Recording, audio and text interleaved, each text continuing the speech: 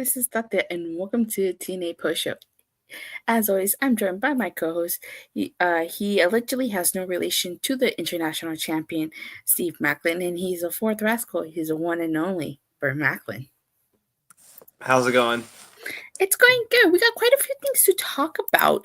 But first, let's remind everybody that this week's podcast is sponsored by Shumbar. The protein mushroom bar is made up not psychedelics, but 4 powerful mushroom adaptogens as lion's mane, which increases focus, memory, and neuroplasticity, making it easier to form new patterns and learn new things. Next time you are trying to learn that new move, it will actually stick in your head rather than forgetting it immediately. It has cordyceps, which increases VO2 max, blood flow, and overall endurance. It has reishi, which decreases stress. It has turkey tail, which boosts your immune system. And we all know y'all need that on those nasty ass gym mats. And on top of that, it has 12 grams of protein. Go to eatshroombar.com and use code BODYSET at checkout for 25% off your first order. Definitely. One of these days, you gotta get some Shroom Agreed. All right. So yesterday's Impact was obviously the fallout from Rebellion. You and I were both at Rebellion. I did not go to these tapings. This Irvine, I'm not making the drive down there. Yeah, that's very far. Huh? That's very far. Yeah. Savannah Aarons apparently is a free agent now, as she posted on her Twitter. It sucks because I feel like they had something with Savannah. I think she definitely had potential to be a monster, so to speak, like one of those monster heels. However, I feel like they stopped her push, like they stopped her booking so much that by the end it was just kind of like, like what are we doing here? But I definitely do think that she had a lot of potential, but unfortunately, towards the end, TNA never really capitalized on that potential. I do agree with you on that, but I do think at the same time, just maybe they also saw that there was really like not more than nothing else they could do. Maybe they got all they could out of her in their eyes. So you need a mutual separation this time. That's fine. But oh no, keep going. What were you saying? Is that Savannah was forgotten when Tasha Steelz became the first lady of the cabinet? I think she'll be fine. Yeah, she will. Just because you said free agent, and also because we happen to be doing this show one day later, I think we should take advantage of the fact of the timing. And even though we don't cover WWE, we don't, but Body Sun does. Did you see the recent releases? I have the full list right here from Sean Ross Sapp of Fightful. Shayna Baszler, Dakota Kai, Braun Strowman, Kane Carter, Katana Chance, Gigi Dolan, Eddie Thorpe, Javier Bernal, Ora Mensa, Wolfgang, Mark Coffey, Joe Coffey, Cora Jade, and Riley Osborne. The reason I want to talk about this is right off the bat, and I think you would agree. I would go get, if people aren't familiar, I would go get Kane Carter and Katana Chance. That's a ready-made tag team you could throw into the Knockouts division. We keep talking about that. But also, I think I'm also bringing this up. I think it was like a few shows ago. We were talking about kind of TNA keeping a close eye when WWE does releases, which they periodically do. And these names, I think it's very coincidental. A lot of, especially on the female end, I think they do fit TNA. Especially, again, Gigi Dolan working in TNA. And I think the biggest one for me is Cora Jade, just because, say what you want. I'm not saying she's the best right now, but she's fairly young, and I think in TNA she could flourish if TNA pick her up. I actually thought she was better when she was working in her brief couple runs in TNA that she had during this partnership. I think we're going to see the return of Priscilla Kelly, the formal aka Gigi Dolan. Yeah, I think that would make a lot of sense too.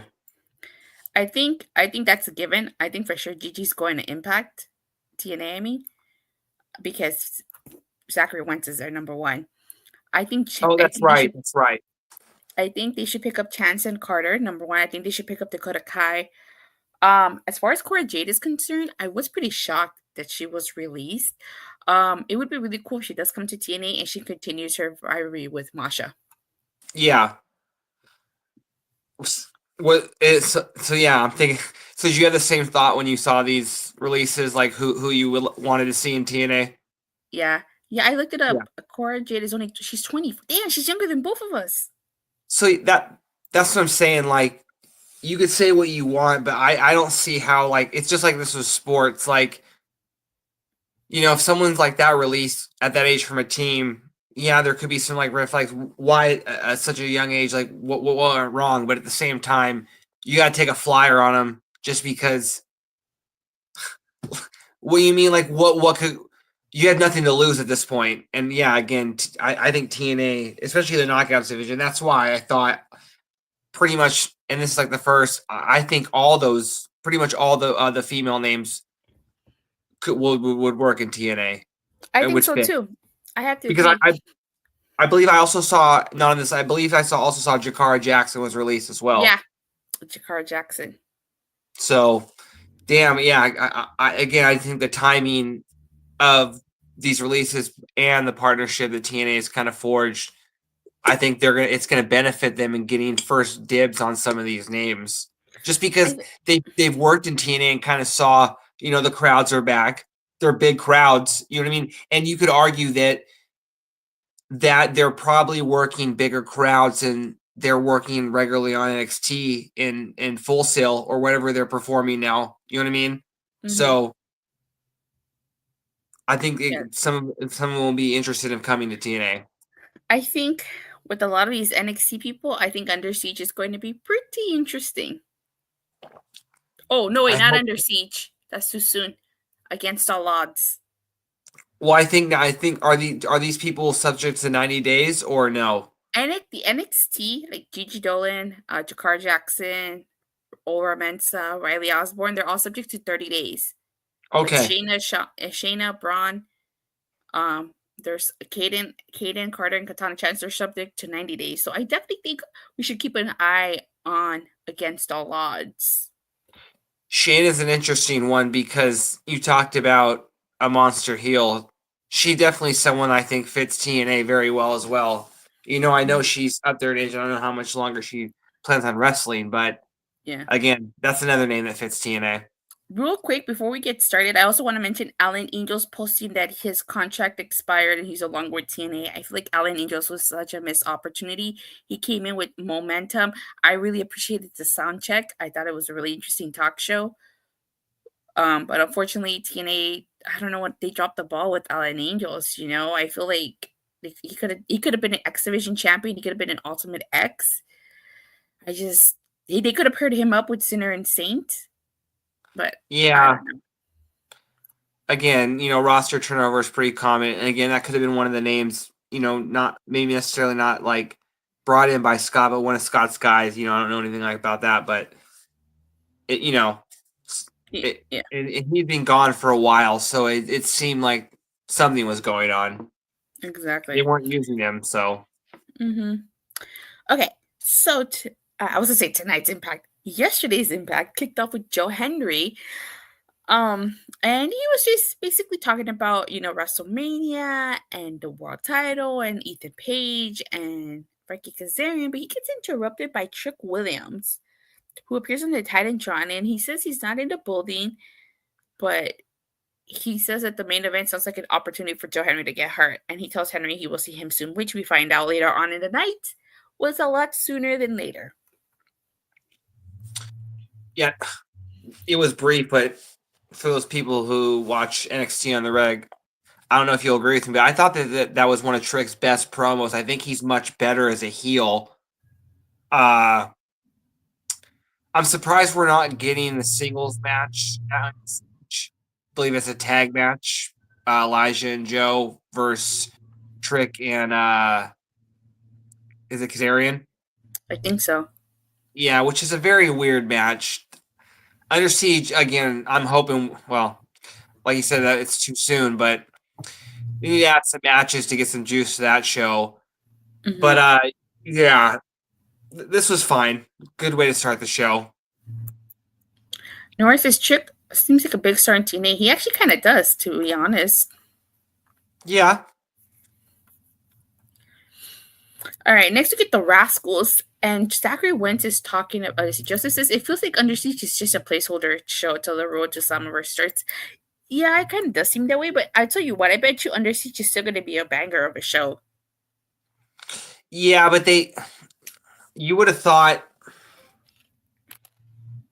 if anything, I would not have Joe Hendry on the show, especially if the plan, because I'm not saying he has to have a title match every show, but get somebody else on, in this filler match, which to me just makes no sense. You know what I mean? If the plan is to do Trick, if they were going to do Trick and Joe this soon, and they're going to save it till, because Against All Odds is after this, right? Yeah, it's in June. So if the plan was to do it then, I'm fine with that.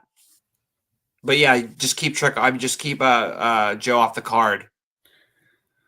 All right, so the Rascalz Zachary Wentz just talking about how he pinned Moose and about how he's getting a match later on in the night. So that's pretty much it, just a basic interview. Mm-hmm. Now Sami, Callihan, and Mance Warner have a segment, and call me crazy, but do you think that they're gonna pair up Sami, Callihan, and Mance Warner now that they pretty much finished killing each other? I thought something similar to that. I think it would make sense. The tag team division is pretty deep at this point, but they're both really not doing anything, especially since they kind of just they were both out of the digital media title disappeared, and they were kind of both not a part of the international title scene in the beginning. So yeah, this would make the most sense. Have them do something. Because this segment with them shaking hands kind of made it seem like they might pair up. Yeah. With SDL as their valet. Yeah, I'd be fine with that.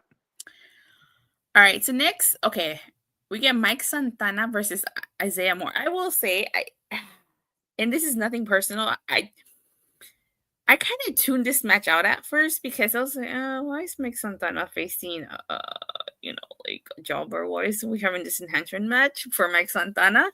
But then when I went back and I rewatched this, I'm like, yeah, that's pretty good. I think he definitely has potential.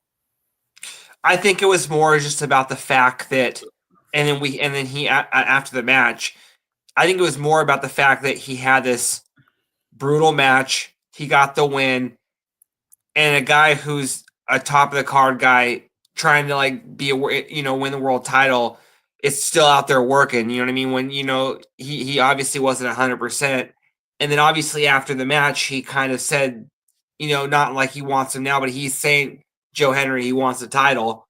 So I like this.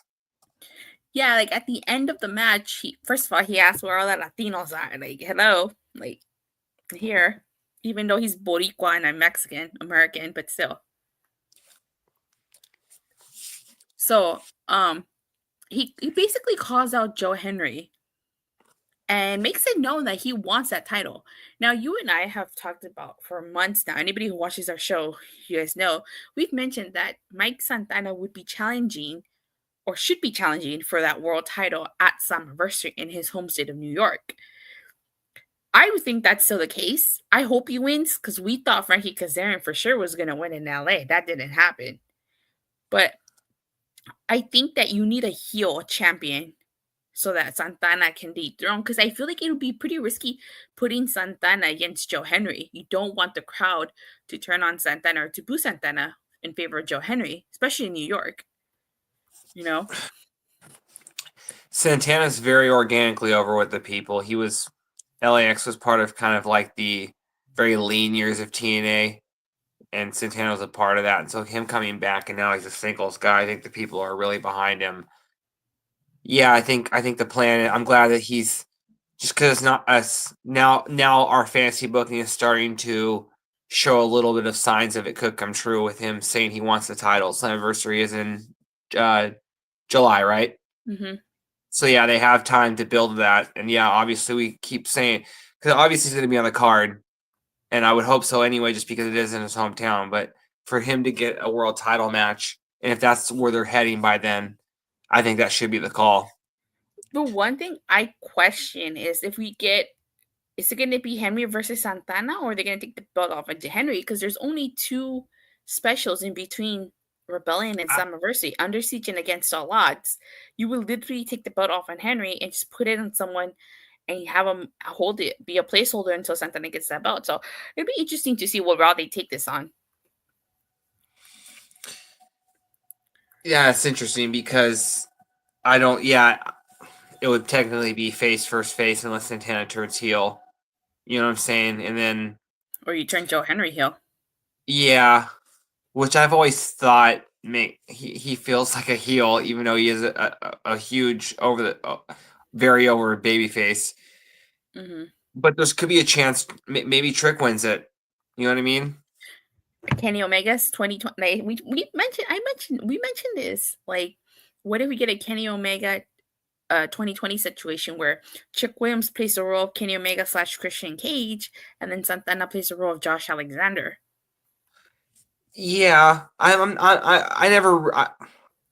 Obviously, that's a narrative people could think. I just more think it's about a strategic move because they still need to move tickets for that July show. It's a very big building.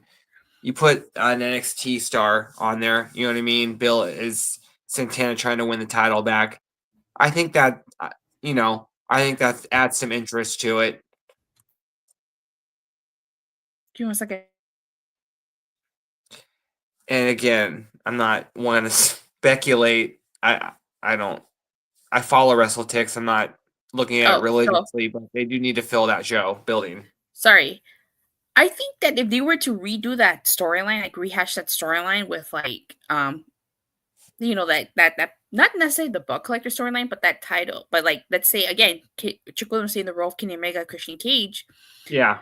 I think that they could legitimately probably pull it off this time with Trick Williams and Santana. I think they can pull it off.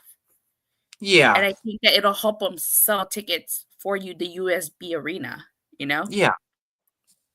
This isn't during that pandemic era where there was nobody. I think that if booked correctly, they could totally pull it off.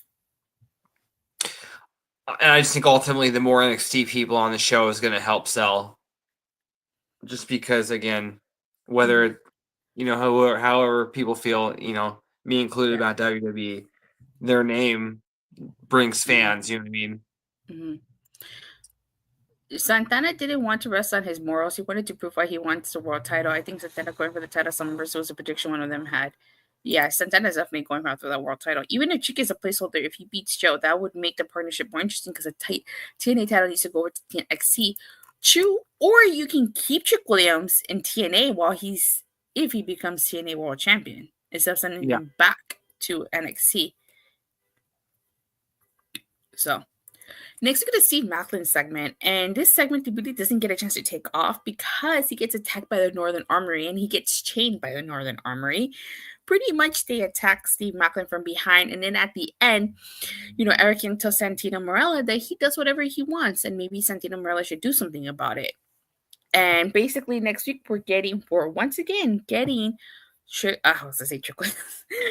Young versus Steve Maclin for the international title. Which, I'm hoping, I like Steve Maclin. Everybody knows I'm a big Steve Maclin fan. But we got to move on from this feud. Next week should be the last time we see this match. Yeah, I was thinking that before I didn't catch that they were having another match. I was saying this feud needs to end. Because I kind of want this, this title needs to be more of the traveling title. I need to see it defended a lot and not against just somebody at rematch, somebody getting a rematch after rematch. So, let's be done with this. Mm-hmm. Next, we get my favorite match of the night, the X Division title match is Zachary Wentz versus Moose, which this was apparently Zachary Wentz's contractual rematch obligations as he didn't get one when he lost the title last year. But this was a really good match. Is this the first time Moose does a crossbody? Because I swear I've never seen Moose do a crossbody. I'm not sure. But that's interesting. I can't think. I'm like, I never thought about that. Maybe. Because this was a really good match. Like, Moose doing a crossbody for a guy his size? It was a very good match. It was a very good match. But of course, Moose is victorious, which doesn't surprise me because I think we're going to slowly build to Leon Slater versus Moose at Slammiversary with Leon Slater defeating Moose and breaking Amazing Red's record. Well, yeah, that it has to be just because, the more they keep showing it, like it was the way they booked because he almost had his feet didn't touch the ground. That's like the only way to go now is having him Yeah. beat him for the title. And the fact that they kept replaying the footage, Mm-hmm. we're definitely going to build to Leon Slater versus Moose. Yeah. Next, we get a Mustafa Ali segment. And Mustafa Ali, you could tell he was having a bad day because Homeboy came out with his hair all messed up. Like normally it's all brushed, slicked back in a ponytail, in a bun. Homie was just a mess. And John Schuyler says that Ali's gonna destroy everything to make something great. So what if Ali's the one to take the title off of Joe? And we get Ali versus Santana again.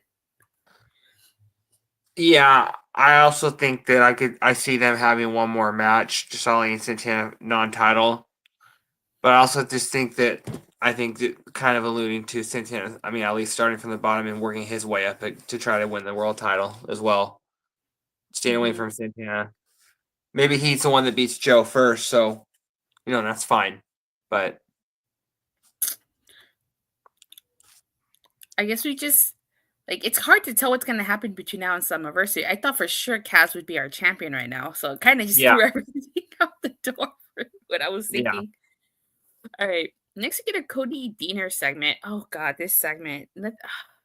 I was not a huge fan of this segment. This was like my least favorite thing that happened because okay, first of all, I have to say, kind of an inspirational speech by Cody Diener. I think he did a really good job. But turns out he's getting a contract extended all the way to Under Siege, and he has to beat Eddie Edwards, which I don't think is going to happen. More on that when we get to Under Siege predictions later on in this month. But he was Robert Stone and Victoria Crawford interrupt, and all of a sudden, Victoria Crawford is the new deputy director. She's getting a shot against Masha Slamovich. I was so confused. Where are they going with all of this? Normally I can kind of tell where they're going with stuff, but this was confusing. This is very wonky. Yeah. It didn't make any sense to me. I was scratching my head. Yeah. I was like, what? And then Tessa gets involved backstage.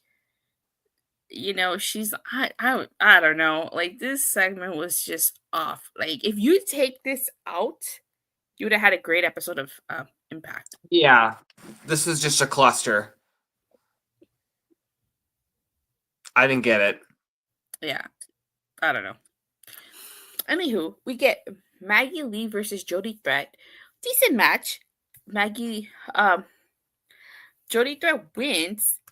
And at the end, the Elegance brand is on Maggie Lee about her loss. So what they want to do, they want to give her a makeover. And apparently they're going to get Botox. I don't think Maggie Lee at her age, I don't think she needs Botox. But hey, to each their own. Yeah, they're heading down to Boca Raton to see the famous Dr. Finkelstein. Mm-hmm. That's obviously the doctor that the Elegance brand has on retainer. Mm-hmm. So, yeah, this should be interesting. Joseph says Robertson is so desperate for power that segment was a disaster. He hates the fact that Stevie Turner is his boss in Evolve. I don't watch Evolve, so I don't know. That's why he ordered Masha Summers restrictor for the team at Under Siege. Yeah, that segment was a disaster. Hopefully we get an explanation or something comes out of it, but yeah. We get Indi Hartwell doing her first interview. She says that she used to stay up late to watch TNA every single week, and she's not just a knockout. She is the knockout, and she has plans and has history with a lot of the knockouts, and she's not here just to be another woman on the roster. She will shake things up. So I'm very excited to see what Indi Hartwell does in TNA. In NXT, Indi Hartwell was great. Unfortunately, on the main roster, she really didn't get much of a chance to shine. I definitely think that in TNA, she will get a chance to shine, and I think that she got potential to be Knockouts champion. Yeah, that's just the fact that she grew up watching TNA, so you can tell her heart's in TNA. She wants to be there. So yeah, this was good shit. I agree. Next we get Casey Navarro versus Leon Slater. This was a great match. My biggest complaint was this was too short. I thought this was the best match of the show. This reminded me of a Nitro opening cruiserweight match from back in the day, in the 90s. This was really good. I thought both guys looked really good. Leon Slater's so smooth. He's such a star. And don't sleep on Casey either. Yeah, I know it was short, but I thought this just should have opened the show. Just because I thought it was better than the main event. So Yeah, like this should have been the opening match. I agree. This was really great. I was just disappointed it was really short. I wanted it to be longer. yeah. Joseph says, are they doing Moose versus Leon Slater at some point? They showed a part of the match from Sunday where Leon had the title. Yeah, we said that. We think that they're going to build to Leon versus Moose at at Summerversary. Definitely. Yeah. That'll be one of the marquee matches. I think that Casey Navarro and Leon Slater definitely have so much potential, and they're both really young too. So the future's bright for both of them. Yeah.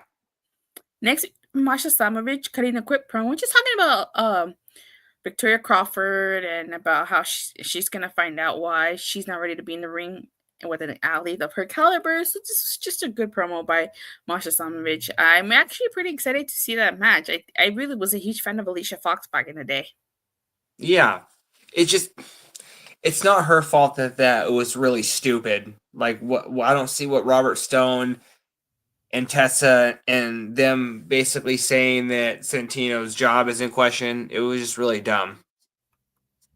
Yeah. I don't know what they were thinking with that. Yeah. So the main event ends up being a 6-man tag match, the Nemeths and Frankie Kazarian versus the Hardys and Joe Hendry. I have to say, I don't know about you, but I really love the mashup of the Joe Hendry and the Hardys theme. That was hilarious. I thought that was like I said, this was the highlight of the match. I don't think the match before this I thought stole everything. This match wasn't going to live up to it. You know what I mean? Like I was already ready to go home. And again, it's just I do like the dynamic of Nick Nemeth having to pretty much carry his brother to the finish line every match. It's very entertaining in that aspect. But I don't know how long I can take them being champs. Eugene Stahl, I love that too. I didn't think they were gonna use it again. Right? So the Nemeths and Frankie Kazarian were victorious after Nick Nemeth hit the danger zone to Jeff Hardy. And like we talked about last time, you gotta build up a team. And I think the Rascalz will probably be the ones to take the belts off of the Nemeths here. Yeah, I can see that. Because there's no more, I don't think we have any more face teams because the Sinner and Saint are heels, the Great Hands are heels, First Class are heels, the Rascalz are face. And the Hardys are faces, but the Hardys are face. Yeah. Bay is still out with an injury. Who else is there? That's it. That's only got 5 teams. Yeah. We have more. Well, Laredo Kid and who is he teaming with? Octagon. Yeah, I wouldn't mind seeing them. That's 6. I think Laredo Kid does deserve more. So Subculture was backstage. Yeah, I heard about that too. So if soon as Subculture comes back, that's 7.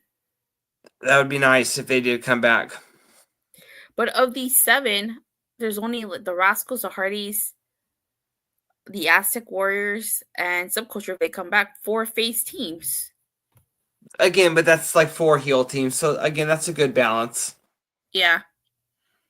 And then at the end of this, Trick Williams attacks Joe Hendry with the trick shot. And that is how this episode goes off the air. So what are your thoughts again on the ending with Trick Williams giving Joe Hendry a trick shot?